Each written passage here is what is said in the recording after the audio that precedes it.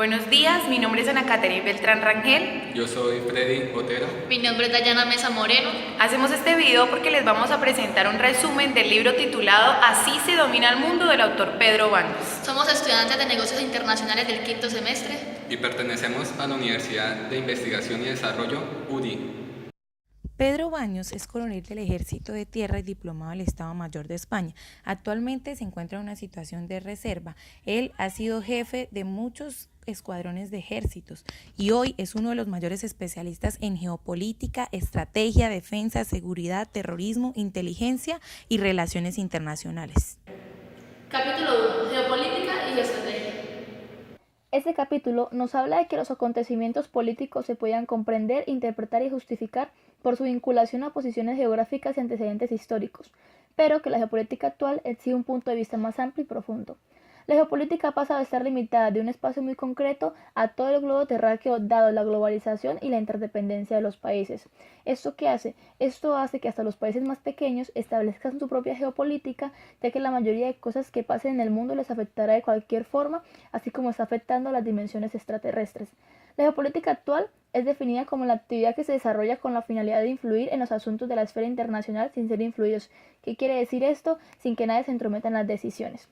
Pedro Baños al final de este capítulo nos dice que dentro del proceso de establecimiento de las directrices geopolíticas, primero se debe determinar las necesidades y los intereses del Estado, los para qué, y segundo surgirán las estrategias, las cuales se convierten en geoestrategias, que son los procedimientos, las acciones y los medios para alcanzar los objetivos geopolíticos, el cómo y el con qué. Capítulo 2. ¿Cómo es el mundo? Pedro Baños nos dice que los países en el ámbito internacional son como los niños en el patio de un colegio. En este existen los dominadores, los cuales controlan a sus compañeros y los cuales son temidos y respetados por todos en el colegio e influyen en el comportamiento de los demás. Con esto entendemos el juego de las influencias, donde existen países dominadores y países dominados. Los países que no cuentan con poder intentan estar bajo el amparo de las potencias superiores con tal de que se les garantice seguridad. Los que no tienen el más mínimo poder se asocian con los que sí para ganar peso geopolítico. Los países que no entran en ninguno de estos dos grupitos son los alejados del sistema internacional y son llamados irresponsables, por ejemplo Corea del Norte. Pero otros países como Turquía, siendo líderes, aspiran a seguir creciendo pero renunciando a un poder más global, o sea, renunciando a pertenecer al grupo de los dominadores y los dominados. La política internacional de los países es lo más hipócrita que existe, ya que cada uno de estos impone su política según su interés sin mirar a los demás. También nos dice que el conflicto es generado por la diversidad de intereses, percepciones y culturas, que el que no tiene quiere tener, el que tiene persigue tener más y el que tiene mucho solo desea que no se lo quite. Esto es egoísmo y ambición.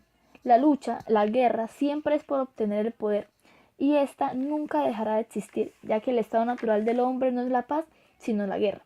La única solución a esta sería el permanente diálogo, pero es algo difícil ya que los eternos deseos de obtener el poder son insaciables. Y la única solución para sobrevivir en la jungla de la geopolítica es que cada uno confíe en sus propias fuerzas. Capítulo 3. Principios geopolíticos inmutables. Este capítulo nos permite evidenciar que desde la antigüedad han existido muchos principios que no tienen un proceso de cambio cuando hablamos de geopolítica. Por eso, mostraremos 4 parámetros fundamentales en los que se basan estos principios. Primero, el Estado es un ser vivo.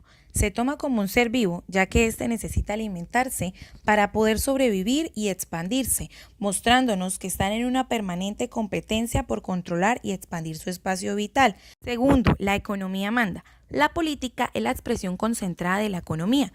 Nos permite ver que el dinero es un factor que gobierna en el mundo y especialmente en la política. 0. El determinante peso de la historia. Es por esto que Nicolás Maquiavelo dice que todo aquel que desee saber qué ocurrirá debe examinar qué ha ocurrido. Todas las cosas en este mundo o de cualquier época tienen su réplica en la antigüedad.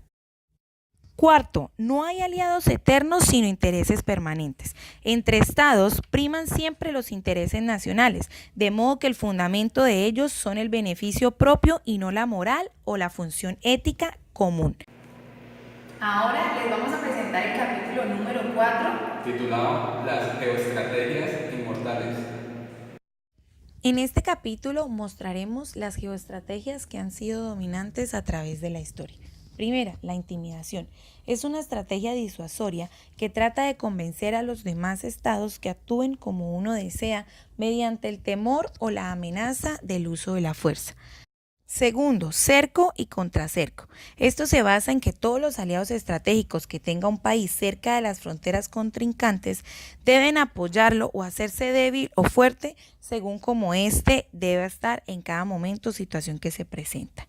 Tercero, patada a la escalera. Se basa en que los estados menos involucrados están sometidos a una gran presión para que ellos tengan que adoptar políticas económicas que no siempre están destinadas a su beneficio propio, sino al beneficio de los dirigentes de la economía y finanzas del mundo. Cuarto, empobrece y debilita a tu vecino. Esto es para que el estado predomine, al cual se le da una inferioridad a tu estado vecino para que el tuyo sea cada vez más fuerte. Quinto, simula y disimula. Las estrategias que se usan para engañar a los rivales son las que se deben seguir, ya que éstas llevan a un poder y también nos muestra la verdad que esconden los otros, pues detrás de la paz las grandes potencias y entidades supranacionales se esconden como si este fuera un manto. Sexto, el breaking point, el cual es el punto de quiebre que provoca conmoción psicológica en el adversario. Puede ser llegando a los ciudadanos o a la opinión pública. Séptimo, fomentar la división. La unión entre países es algo muy poderoso, ya que si uno cae, el otro llega y lo ayuda a levantarse nuevamente. Cuando fomentamos la división, un país queda solo y queda sin estrategias, las cuales lo van a hacer más débil y más propenso a su bajo desarrollo. Octavo, la manipulación indirecta, la cual consiste en la manipulación a otros países por parte de las grandes potencias como es Estados Unidos y China.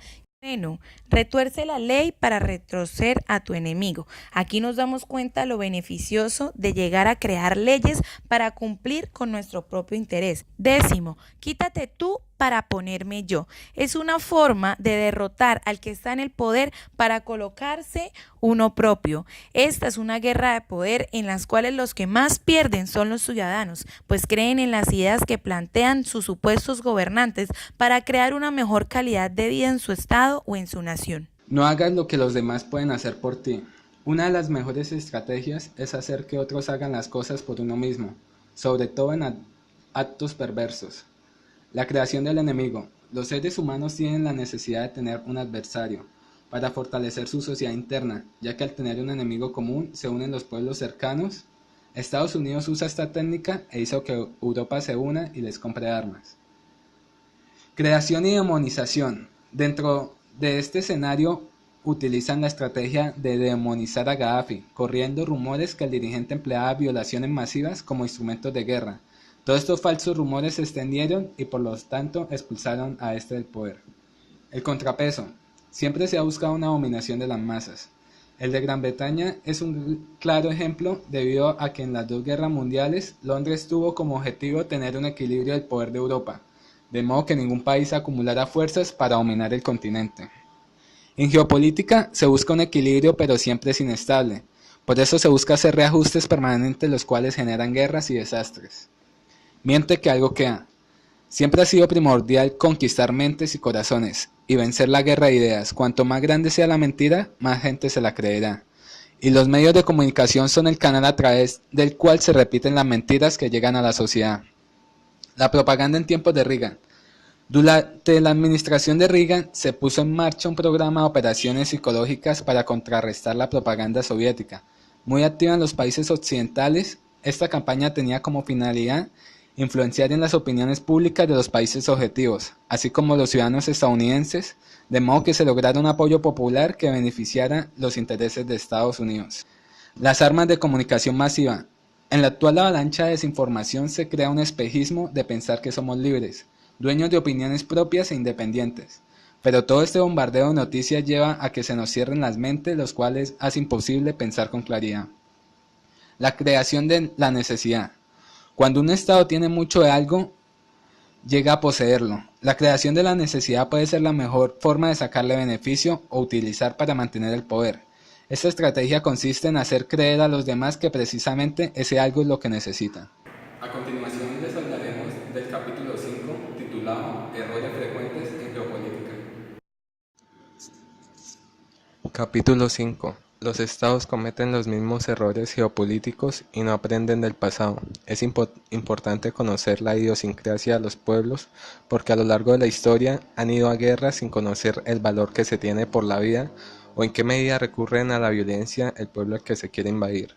Los estados tratan de invadir otros pueblos sin conocerlos primero. Muestra de esto es Estados Unidos, que decide invadir Medio Oriente. Motivado por discursos de democracia y libertad, trata de convencer a su pueblo para que apoye tal temida guerra. Decide atacar con drones a Medio Oriente, causando nefastas consecuencias. No hay un vencedor y la guerra perdurará muchos años más. Para entrar en una guerra es importante conocer la idiosincrasia del pueblo a atacar. Un militar francés mezcló tácticas militares, políticas y sociales para ganarse al pueblo, y pocas veces intervino militarmente. Esto muestra la importancia de conocer la idiosincrasia del pueblo al que se quiere dominar, para no tener que recurrir a la violencia. Las sociedades que gozan de privilegios se olvidan de las guerras y son propensos a ser atacados por quienes carecen de estas comodidades, ya que la naturaleza del hombre es la guerra. Tener demasiada información del enemigo hace lenta la toma de decisiones, por eso hay que tener la información clara y precisa del enemigo. La confianza o sentirse superior no garantiza el éxito de una guerra. Las guerras nunca van a ser fáciles, y es muy difícil pensar que se va a entrar en una guerra y se va a salir ileso de ella. Los pueblos tienden a equivocarse al promover la guerra cuando nunca han entrado hacia una. Capítulo 6. Los pecados capitales de la geopolítica. Este último capítulo nos habla de que las eternas pasiones de poder y las flaquezas humanas que se cometen nacen por el egoísmo, la lujuria, la pereza, la gula, la ira, la envidia, la avaricia, la soberbia, el afán de poder, los cuales son los pecados capitales que conducen a los conflictos bélicos.